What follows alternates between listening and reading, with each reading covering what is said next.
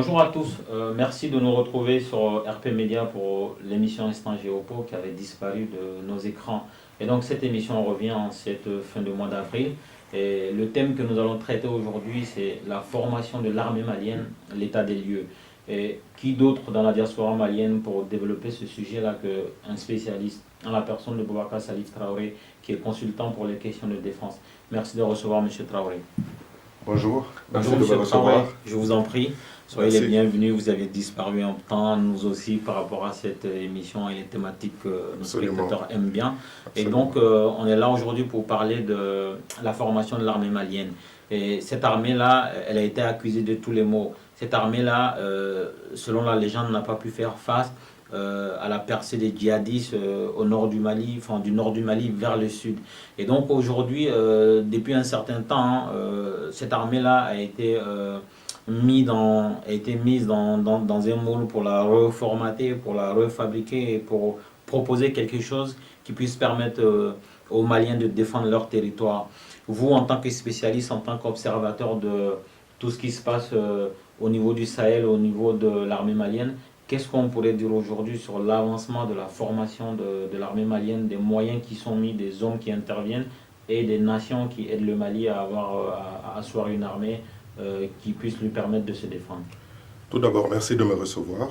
C'est un sujet passionnant, un sujet très important et nécessaire pour le pays parce que, comme vous l'avez rappelé, l'armée malienne a beaucoup été critiquée depuis 2012 et peut-être même un peu avant. Mais moi, je tiens à rendre hommage à cette armée-là parce que qu'est-ce qui s'est passé en 2011-2012?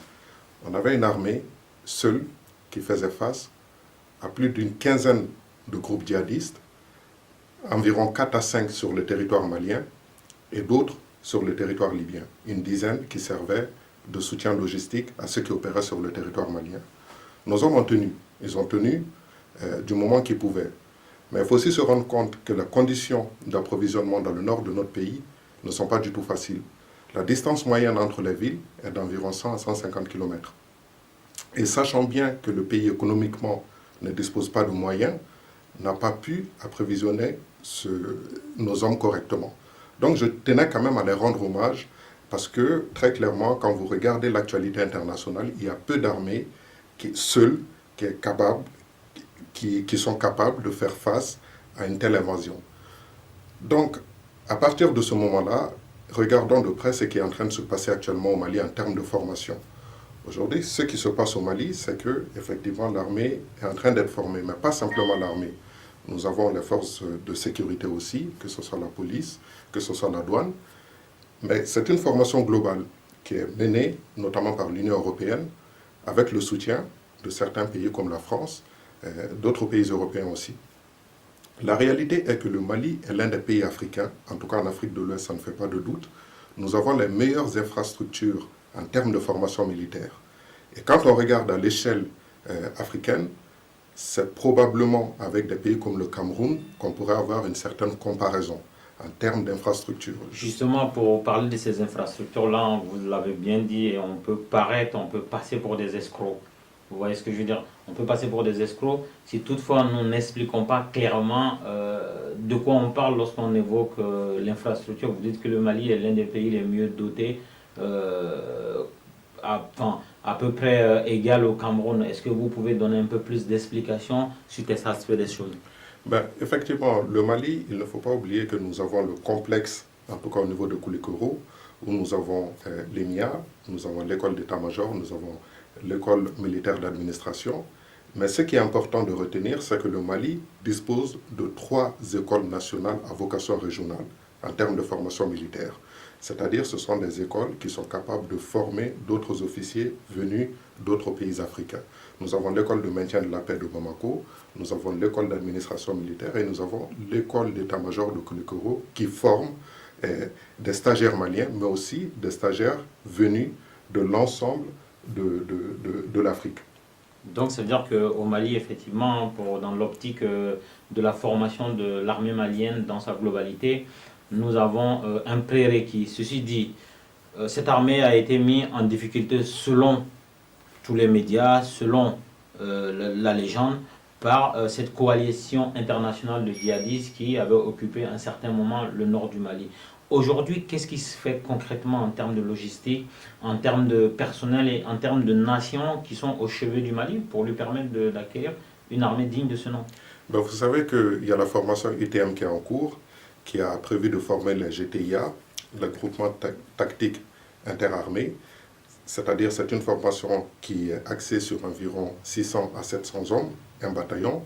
Nous avons vu qu'ils avaient fini de former le 8e GTIA. Donc, avec ces formations-là, l'idée, en complément des forces de sécurité, de construire, d'aider le Mali à construire à la fois une sécurité intérieure à travers les forces de sécurité intérieure, mais aussi une force de défense globale capable de se projeter, capable de sécuriser le nord, capable de sécuriser l'ensemble du pays, à l'intérieur comme à l'extérieur. Donc c'est ça l'objectif actuel qui est porté par UTM. Je rappelle que UTM, c'est environ un personnel de 500 personnes, parmi lesquels il y a environ 300 à 200 formateurs. Malheureusement, le seul bémol que je mettrais, c'est qu'il y a environ 26 nationalités différentes. Pour une formation en termes de langue, ce n'est pas quelque chose d'assez fluide, comme vous le dites, mais j'apprécie autant les missions de conseil portées par UTM parce qu'il y a une vaste opération qui consiste à aider notre administration militaire à avoir justement les outils nécessaires pour définir un cadre global dans le but d'aider l'armée malienne à se développer à l'intérieur de ce cadre-là. Mais le gros problème sur lequel moi je veux insister, c'est le fait que malheureusement nos autorités ne sont pas au rendez-vous.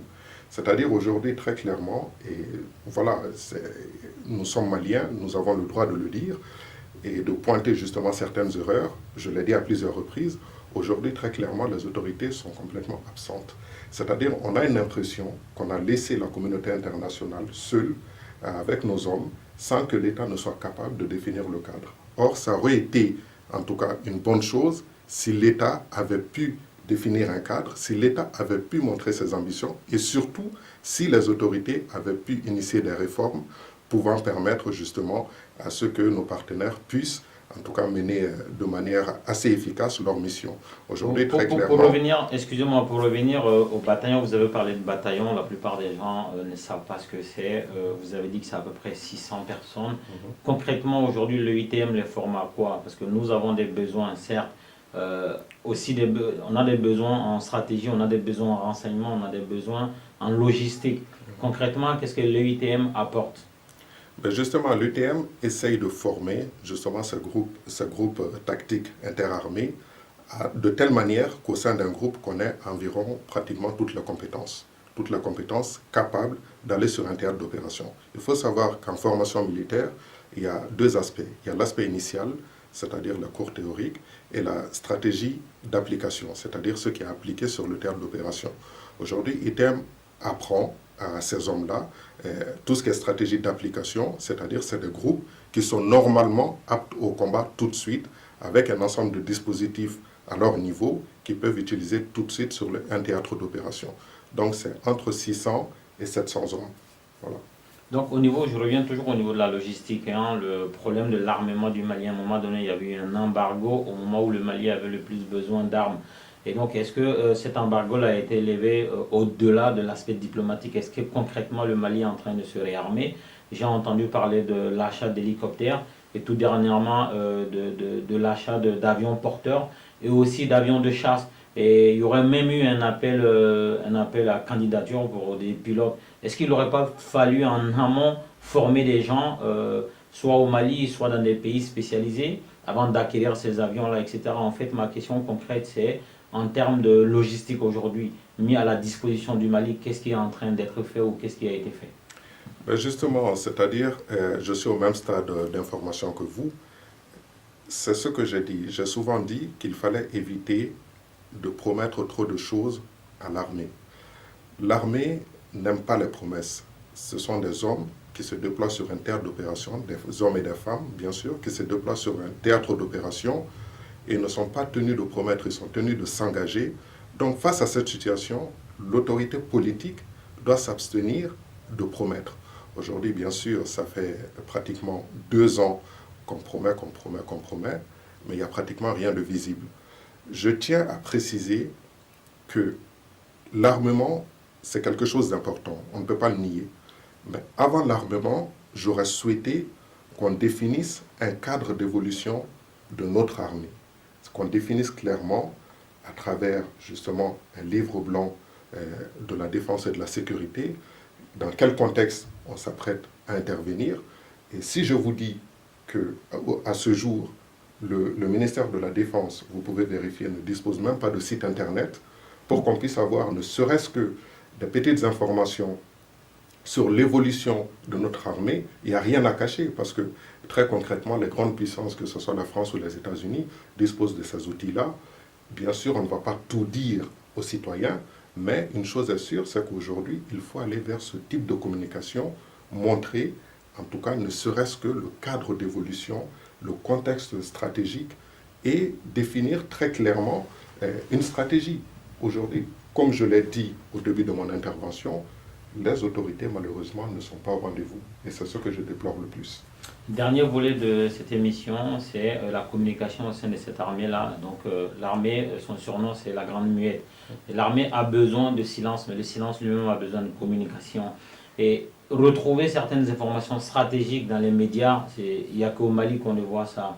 Et aussi, tout se traite dans les médias au Mali. Et le mode de recrutement au sein de l'armée relève encore du système moyenâgeux qu'on a connu sous le général Moussa Traoré ou Alpha Oumar Konaré ou même ATT. Les gens continuent de recruter via des coups de fil. Est-ce que ça ne vient pas tuer l'effet progressiste de la formation que les gens sont en train de recevoir au sein de l'EITM? Est-ce que la vocation pour l'armée n'est pas en train d'être tuée par le système de recrutement au sein de l'armée? Mais justement, là, vous touchez à un point très essentiel. Et d'ailleurs, ce n'est même pas simplement l'armée, c'est tout le Mali qui se trouve dans ce contexte-là. Mais ce qui est grave, c'est qu'effectivement, quand ça concerne l'armée, ce que je vais vous dire, c'est que malheureusement, au sein de notre armée, à chaque recrutement, on constate qu'il y a très peu de personnes qui sont aptes au combat. Quand UTM sélectionne les hommes, il y a de nombreuses personnes qui sont éliminées parce qu'elles ne répondent ni aux conditions physiques et souvent il y a même des critères d'âge qui se posent.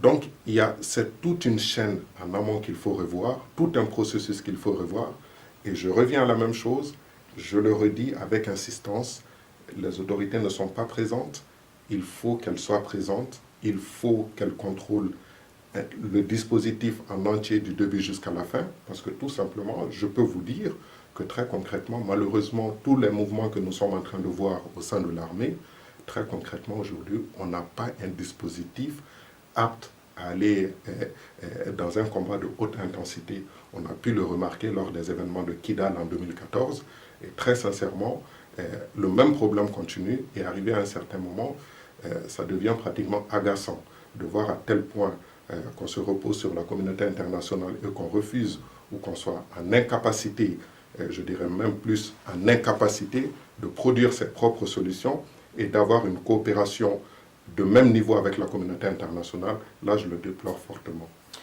C'était Instant Géopo d'aujourd'hui, le thème c'était la formation de l'armée malienne, l'état des lieux, et nous avons reçu Boubacar Salif Traoré, consultant pour les questions de défense, pour nous décortiquer ce sujet-là. Merci à tous de nous avoir suivis, à la prochaine. Merci à vous. Merci.